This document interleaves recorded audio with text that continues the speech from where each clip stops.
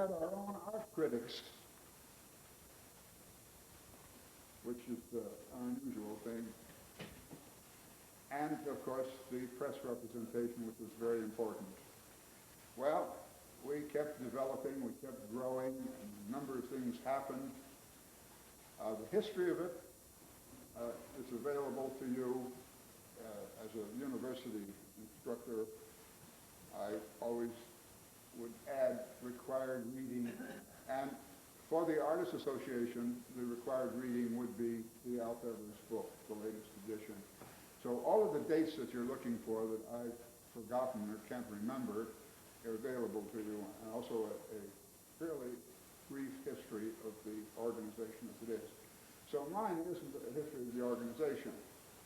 Well, the organization kept growing, and one of the problems about its growth was the more people that arrived to become members, the greater the potential for disaster occurred. When it was small, close, and fairly knit, it wasn't as fractious as it could have been, but as it kept getting larger, it changed slightly the character of it. I had to leave here for some 20 years in order to make a living. Nobody ever considered exhibiting paintings as a way of making a living in this community. This is something that has occurred just recently. I think the gallery was picketed just a couple of years ago because someone complained that it was impossible to make a living here. That never even occurred to the people that were here. What did occur to a number of people was they started their own gallery for some reason or other, which was a mixture of both the young and the old. It was called the Sawkill Gallery, which was in a little building next door to the Guild. It was once a real estate office, a number of things. That Sawkill Gallery had a woman director, Catherine Viviano, who later became a gallery dealer in New York and had a gallery in New York. And with her, a brother who was a writer, who also served as a local critic. The first review I ever received was written by the director of the Woodstock Gallery's brother about Fortess. He was not just an ordinary writer, he was a very poetic man who described my work as Fortess strips off the vacuity of nature. I thought that was a very nice thing to say about my work. Well, all of that has changed. We now have, it is no longer an honor to be on the board, for one thing. We have to cajole people to get them to be on the board. The few survivors that I've named at the beginning of this thing are all too old to lift pictures or put in screw eyes or run around, so they're not even available to do anything, but they do show up at meetings of the Artists Association. I don't know whether that's simply sentiment or because somebody drives them down to the meetings. We have a membership now which runs approximately, I just show you, this is all off the cuff. I mean, I did a tremendous amount of work. The Sawkill Gallery was in existence between 1932 and 1936 and had only a total of 30 painters, both young and old, in that area. The artist membership, that is the active members of the association, the last count available was 172 people, and the associate membership was 200. Fortunately, the constitution of the Woodstock Artists Association is so designed that the associate members, who are very active people, cannot outvote the artist membership. That was a very clever bit of footwork that was put into the Constitution. So what happened? It became popular. At the time that I am talking about, the closest place that you could possibly exhibit was in Albany, at the Albany Institute of Art and History. There were no galleries anywhere else in town. Today there are galleries in Saugerties, in Kingston, in Rhinebeck, in Red Hook, and all stretch along Route 28. There are plenty of places to exhibit. There are plenty of places that can do everything that an artist wants to be done for him. This did not exist in those days. The gallery now, the gallery when I'm talking about, had one prize. It was a $50 prize called the Elijah Keith Memorial Prize. It was named in the memory of somebody's son who had died at a very young age, and as a token commemoration for this man, this $50 prize was awarded, and practically every young painter in town got it eventually, if they hung around long enough. Today, the sum total of prizes approaches close to $2,000. It gives you a difference in the idea of what has happened, both in the financial sense and in the economic sense and in the sense it is today. I will now come to the immediacy, and that is, we had the key point in the organization occurred in 1971 when the Woodstock Realty Board turned over the property to the Artists Association. The Realty Board consisted of local people who had bought shares in the community. I think the shares were $50 apiece. And at the time that they were going to give the Realty Company was going to give this property to the Woodstock Artists Association, they asked the people who had bought these shares to turn them in so that there would be no claim or lien against the Realty Association. So all of the shares were turned in, and it became the property of the Woodstock Artists Association rather than the Artists Realty Board. However, somewhere along the line, in order to protect the nature of the building and the gallery and the ideology, they designed the fact that not only should it have a board of directors, but a group of trustees should be elected for a much longer term.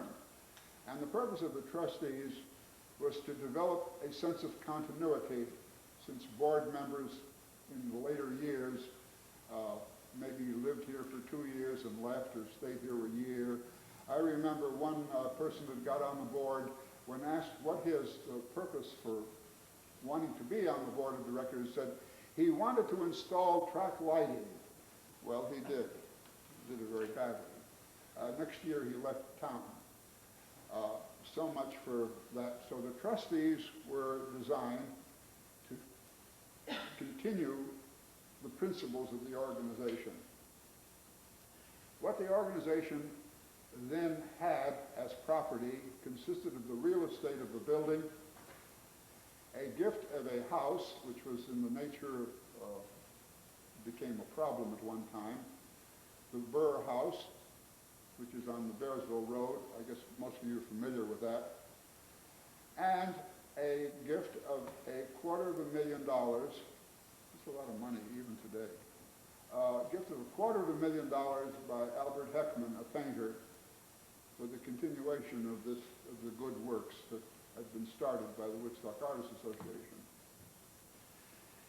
So in the transferring of all of this material, that is changing over from the Woodstock Artists Association to, from the Artist Realty Company to the Woodstock Artists Association, there was some minor discrepancy somewhere along the line in Albany where a paper certifying co-directorship or something had not been appropriately filed.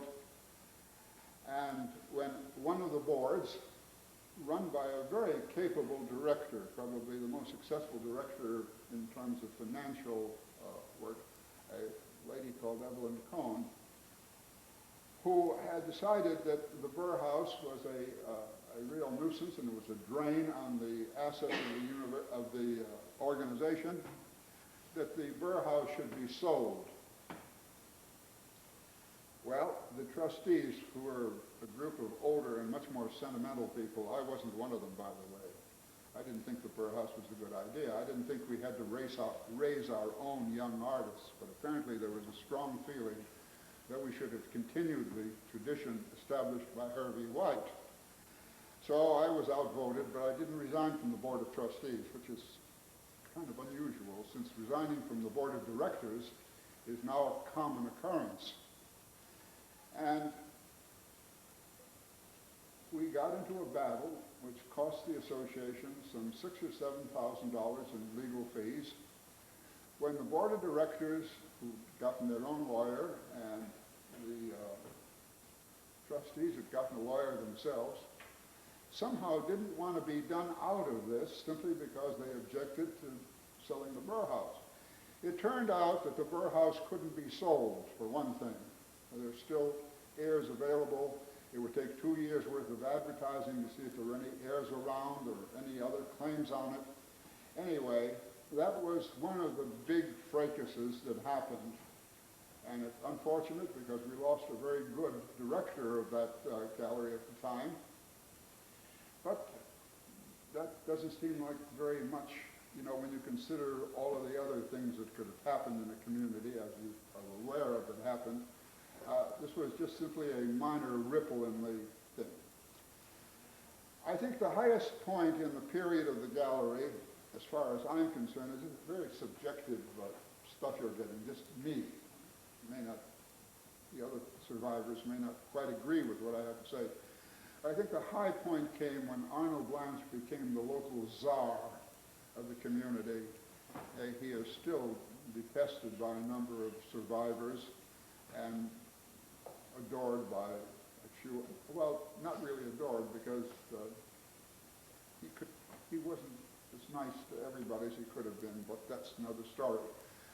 Anyway, it was he and Doris who traveled over the countryside doing itinerant teaching, who brought new, what is called fresh blood to Woodstock. Everywhere they went, they became sort of spokesmen, much more effective than the Chamber of Commerce, by the way, for bringing young people.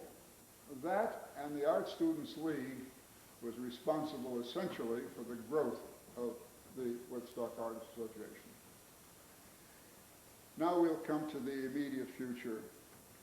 The immediate future is that the young people that are working in the community, a number of them are on the board of directors. The old people are not working because they're tired. And so the board of directors changes constantly. And to give you an idea of what the changes are, because the membership has grown to 172 people working in many, many medias, 90% of the exhibitions are what are called all media shows.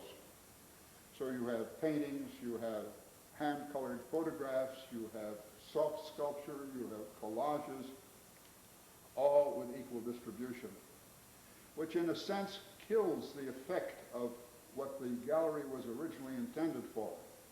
If it was a painting show and you got a painting in there, you were able to go in there and look at all of these paintings and see how you stacked up with your contemporaries. If you were a watercolor painter, they had a show of works on paper, you could do the same thing for that, or a print show or a sculpture show. Becoming an all-media show was an attempt to satisfy the large membership. Now we get to the point of the large membership. The last show, which is a show that, not the last show, the show that's on in the gallery now, received 111 entries. Accepted by the jurors were 29 entries. That left 82 active members. I can't use the word. Teed off, yeah, that's right. Left 82 members very upset. That is the nature of that gallery now. There are always going to be members which are upset because the jury system has changed as well as the kinds of work that is being done. We now have jurors with master's degrees, and at the beginning we had simply jurors who, some of them, never made it through high school, which was interesting. But they were fair jurors. You take a man like Spiker, a traditional painter, if there ever was a traditional painter, or a man like Kroll, very traditional people, who were able objectively to look at either non-figurative work, abstract work, non-objective work, figurative work, and whether they liked the works themselves that they were evaluating did not matter. What mattered to them was if the work in the category that the artist decided to exhibit in, or paint in, or work in, or think in, if they found it met certain basic standards which would apply to anything, whether it's a watercolor, a print, or a painting, that is, the standards of design, color, concept, ideas, it would be included in the show. We now live in an age where jurors, and I guess it's the question of the times, they select pictures that they happen to like. Most of them spent some time as graduate students in painting, and have only been painting, say, for 7 or 8 years before they become an assistant professor at a local university. And the result is they may still be dealing with the prejudices of their graduate instructors. That wasn't that way. The community has changed. The number of people has changed. The number of people that come to the meetings have changed. All of this has changed. One cannot stop change, but one wonders about what the future of an organization like this would be.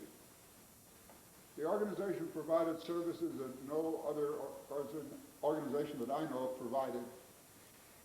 It had a print shop here with Grant Arnold, Ponce de Leon, Margaret Lohengrin, printing for the local artists here. It now has an archive.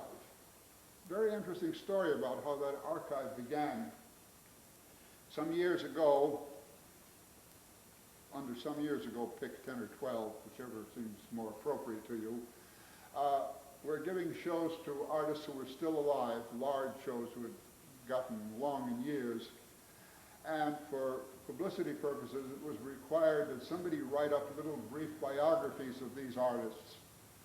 So they got hold of a man who was associate member, Sam Klein, and said to him, look up some information about so-and-so. We're going to give him a show. I thought it was a wonderful idea to give them a show while they were alive. I mean, memorial shows,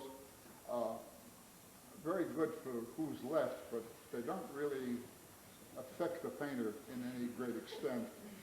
So the idea of having a show while the man was alive, there were a number of those shows. Julio was one, I think Rep was another, Lucille, I can't think of all of them. But so Sam began making little bibliographies of these people, and that has now grown into a list of artists. How many artists, Sam? About 600 or 700. 600 or 700. I wish you were more precise because, 650. What? 650. 650. There are folders on 650 painters who spent a night in Woodstock, lived here, or simply passed through on the way to Poughkeepsie. And that is an invaluable asset. That, by the way, is under the trusteeship of the trustees. They are responsible, in a sense, for that, because that takes money out of the current funds, because you have to get paper, you have to do Xeroxing and stuff like that. So that is a drain on the funds of the organization now. Aside from the archives, which, by the way, I think are going to be incredibly valuable, have been valuable now, have been used by museums all over the country, and it's just something that started as a pain in the neck and ended up as a project which is incredibly invaluable. The other thing that happened along the way was the idea of a permanent collection of paintings of people who had spent time in the area. And this was started, again, by individuals not officially part of the board of directors, although they may have been on the board of directors at the time. And this permanent collection now has assumed the nature of a museum without walls. The person who's working on that collection is Mrs. Fortess, currently married to me. She knows exactly how many paintings are available, how many prints, how many pieces of sculpture, and if you corner her after I finish, you can get that information from her more accurately than you can from me. This permanent collection didn't meet with a great deal of enthusiasm on the part of the living artists in the community. The theory was a very simple theory, which was, well, these guys are dead. You know, why give them the space? We are alive. We need it. Well, I think the attitude may have changed. I mean, the younger artists who objected to that are now considerably older, and they realize that they may themselves be older at one time or another. And so the permanent collection has now become a very important part of the Woodstock Artists Association. And that is also under the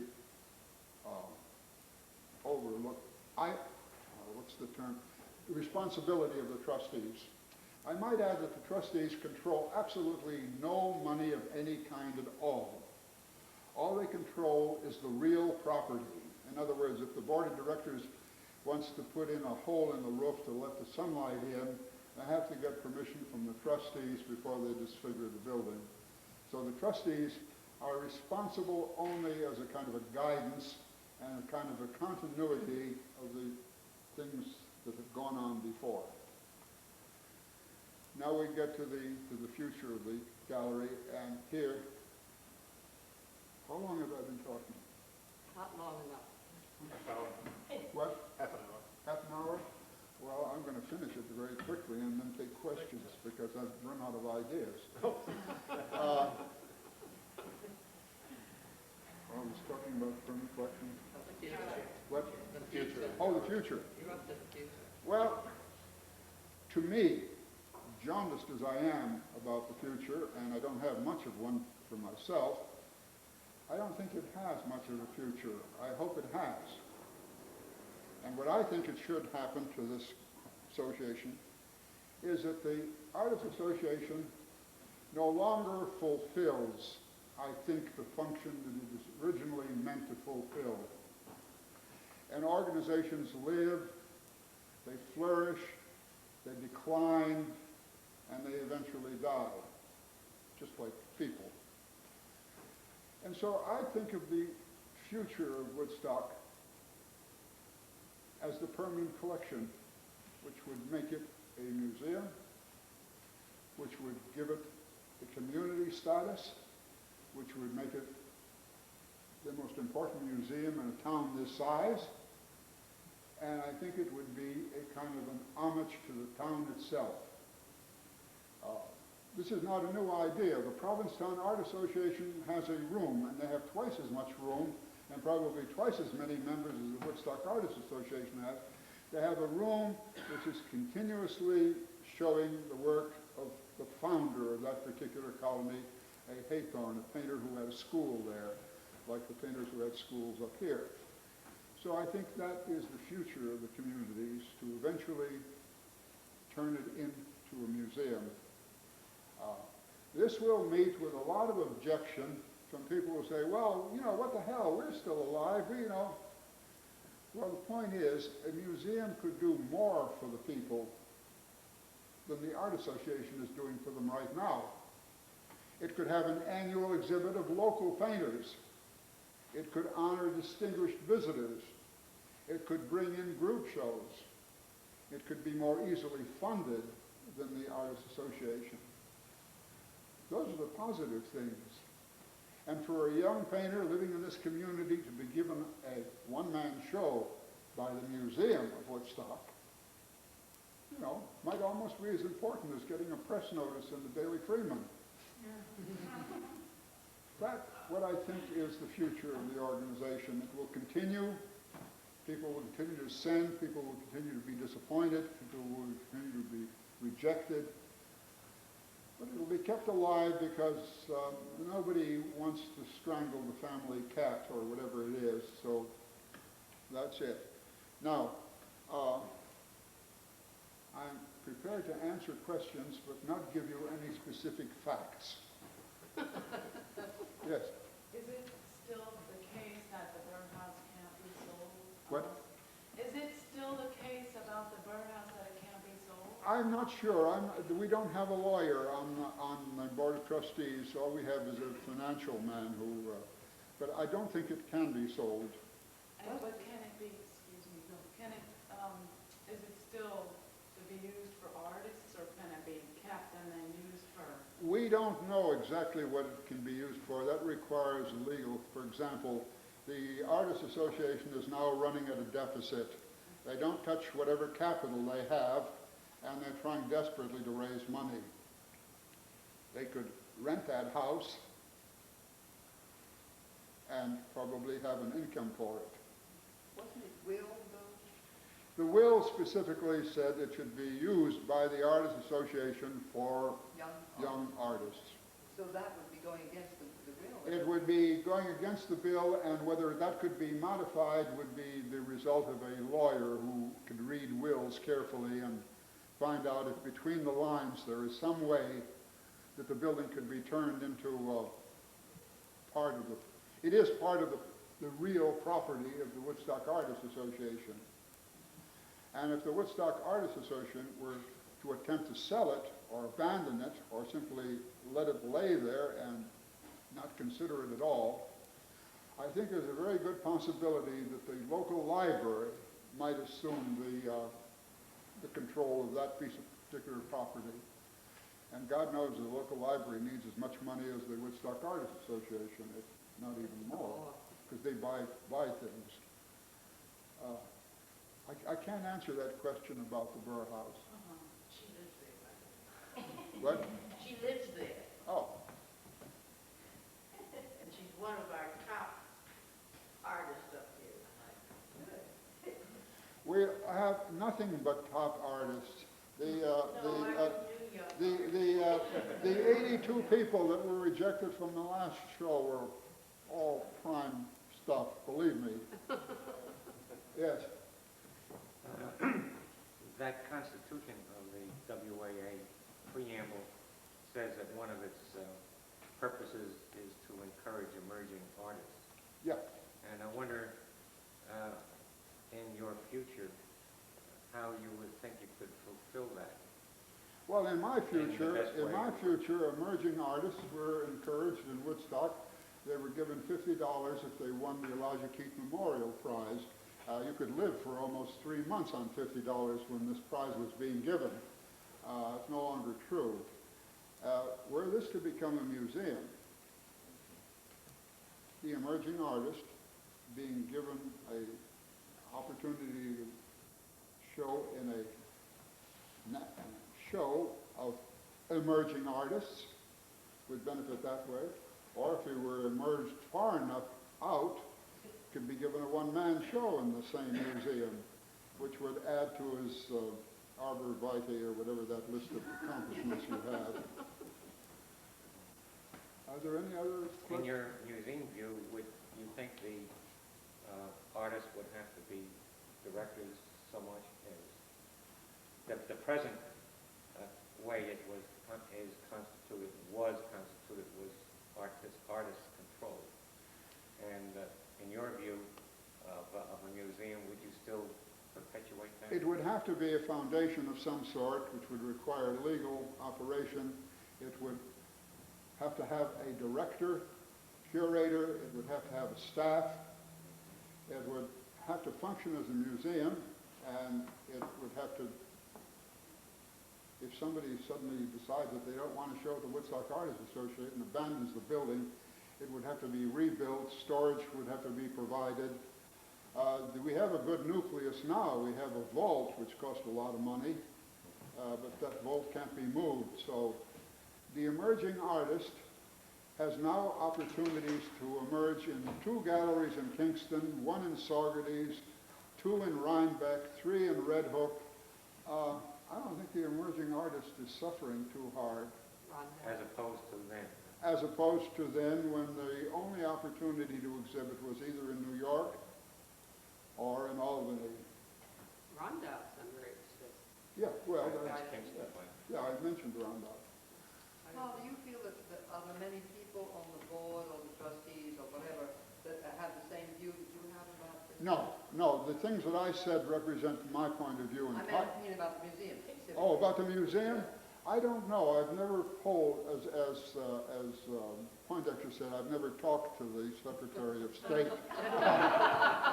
I've never polled the trustees to find out how they feel about the institution. I don't know why we should be different than the United States government. We all believe in democracy as well as Ollie North, but painting is not a democracy, it's an autocracy, and all people are equal in it, although some are more equal than others. Are there any other questions? We have here, one of our trustees is sitting here. Andre Llewellyn is a trustee. We have the, one of the... Sam's the director. Oh, Sam, the trustee. Who are you pointing at? What? Oh. Your wife. Oh, my wife, oh. She is working on a catalog for the permanent collection, which will be out in September. Be fascinating, full of pictures, some of them in color, little biographies of the artists, an overview, a list of the people that contributed to making the publication possible. It's something that we look forward to. It'll be a good combination for those of you that are troubled with the problem of giving Christmas gifts to people. You can give them a copy of the Alf Evers book and a copy of the catalog of the Woodstock permanent collection. Box them both neatly, and it will make a delightful gift for anyone that's interested in Woodstock. Yes. Karl, I was at the receiving of the entries for the last show I helped out. What? I was receiving the painting Yeah. for the last show.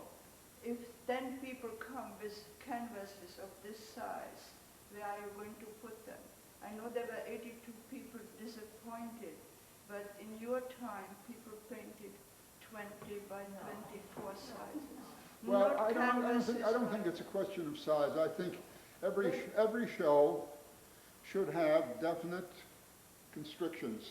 Yes, that's Very what I mean. There definite was no constriction. constriction. If you have a show of large paintings, you should say nothing larger than 60 inches. Yes, but it You may wasn't only that. get 4 of them, Yeah. but it'll make 4 people very happy. The other thing is that you should stop using jurors from out of state, from out of town, from out anywhere. Out of 172 active members, it should be possible to find 3 people who are willing to stick their neck out. The reason that people don't want to stick their neck out is something called favoritism. If Mr. X, who's a friend of mine, gets on the jury, he's going to feel very bad about rejecting me. That's, I think, a very simple definition of favoritism. But I don't know how you can avoid it. Some artists are much more concerned about that. And some are much more concerned about themselves. We've had all kinds of people here. We've had people here whose work was shown in the gallery, and they didn't like the way it was hung or the way the sculpture was placed. They'd come back with a truck, take it, move it away. Now those people, while I can't very much admire them, are sure enough of themselves to take their picture off the wall because it's hanging right next to the entrance to the bathroom, or remove their sculpture. Those people, I think, are more to be admired than not, because there is another class of people that comes along with these people with profound egos who simply say, you know, I've been in 5 shows and I've never been on the good wall. We discovered that there are 4 walls in the gallery and one of them is gooder than the other 3.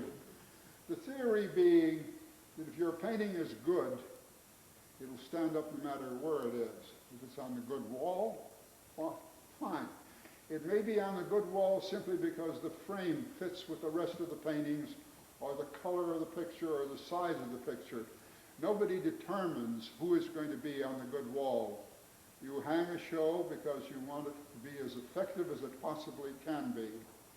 And the best people to hang shows are usually the painters themselves, not necessarily the jurors or people that are called in for that work. I'm running up the end of stuff. Did I miss anything? Anyone that I haven't offended? Can I still say something? What? Can I still say something? Yes, of course you can say something. I don't want to challenge you because I love everything that you said. I mean, I agree with you. But I was in Albany just a week ago to see the Mohawk Hudson Regional Show. yeah, I heard 600 slides were entered by I don't know how many. Everybody sent 3 slides and I don't know how many people. if 600 sent in slides, you can be sure that at least 200 of them sent in 3 apiece. Yeah, okay. But only 42 artists got into this show, which was a large show. It was juried by a man by the name of Yao, who is a Chinese American, I understand. He's an art critic for the Art Forum. He's a poet and whatnot. They took 3 entries of each of the accepted artists. So there were only 42 artists really represented. It was a fantastic show from my point of view, which doesn't mean anything, because it covered the present. Everybody's an artist nowadays. Whatever they do collages, they are an artist. Everybody. There is a feeling that anybody goes. There were velvet with grapes and glitter and broken mirror, 3 pieces of the same artist. This fantastic, whatever it is. Well, the answer to you is I can't solve that problem. The answer to you is there is no certification for an artist. A master's degree qualifies you to be a master of art, and not everybody gets to be a master of art. I couldn't be a hairdresser in this community without being licensed by the state, but I could certainly declare myself to be an artist. There are no ground rules for that. So anybody that wants to violate whatever they violate, fine. Do you think In the old days, there was a greater sophistication because the art world was much smaller, Sure. much smaller. An artist living in Woodstock, isolated in the woods, could pick up a list of jurors and read between the lines, say, I stand a chance of getting into this show, or I won't send to this show because so-and-so is the strongest man on that jury, and he doesn't like the kind of things I do. That's all been changed. Karl, when did and why did they start to get jurors from out of town? That's what you said, isn't it? They started the jurors from out of town because they were worried about that thing I spoke about, which is favoritism. When we had an out-of-town juror and somebody's picture was neglected, was rejected, all of the old folks got together and said, oh, ain't that a shame that so-and-so was rejected and she's been here for 38 years, and not she, he or she has been here for 38 years, and finally, so it was decided that somebody else from the outside, not as qualified as the people in the inside, could very easily reject people without creating any personal feeling. Who selects those people? What? Who selects them, the jury? Now, Usually the board of directors. Oh, I forgot to add that the board of directors runs the gallery. The trustees have nothing to say about any of the exhibitions. They must ask for space to exhibit their own work, which is part of the permanent collection. The entire organization is run by 12 people, of which 3 are associate members, and 12 and 9, yeah, and 9 are practicing artists of different ages and levels and stuff like that. They make all of the decisions about the running of the gallery, the financing, and all of that. Excuse me. Yeah. In your view of the museum, I guess, is the need for that continuity which was why the trustees were formed, as you pointed out, would that still continue to be a need? I think so. I think somehow all museums have trustees.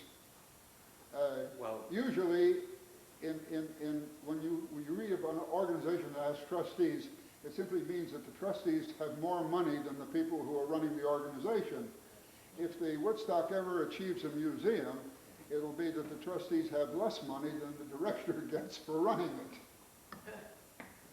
but it would be more of a business trustee. Well, I don't know. Danny Gelfand is young enough, and if he's not run over by a tractor or something, he will eventually become a trustee because there's just a limited amount of space, and he's about 17 and a half years old, so he's got about 40 years to work himself up to the status of a trustee. So there is a future for young people. And Karl, I think what Elliot is trying to say, I'm not sure you answered it. Are you satisfied, Elliot? No, I don't, I think I you think put that the point is that the trustees now are the guardians of the buildings and well, actually, I think the trust, no, maybe not. the Anyway, assets, the assets or whatever. The property, yes, the permanent collection Yeah. and so on. I think what Elliot wants to know, and I think it'd be interesting, I don't know if he can answer it, is would the trustees still be There responsible would be in the same way they are today? Trustees of some sort would have to be Oh, I understand that. of some sort, and if the leadership of the community becomes a little changes, I'm not going to say better, the leadership of the community, it may be that the town supervisor will eventually be a trustee of the museum, Okay. in the sense that one can become one who's in charge of the road commission can be in charge of, be a trustee of the library. So I'm not, No, I think I was addressing the point, Karl, that there was a strong desire that the Woodstock Artists Association is an artists association, not an art association. well, A museum becomes more yeah. of an art, and I think it's a commendable thought to have one way to go instead of several ways No, to go. no, but there are museums of various kinds. This would be a museum of American painting related directly to Woodstock. No doubt. There are museums that show nothing but butterflies and clamshells, or historical museums, all sorts of But it organizations. makes it more of a business What? proposition. It's going to be a business proposition no matter What you what it do. is that Yeah, you show. it has to be. Okay,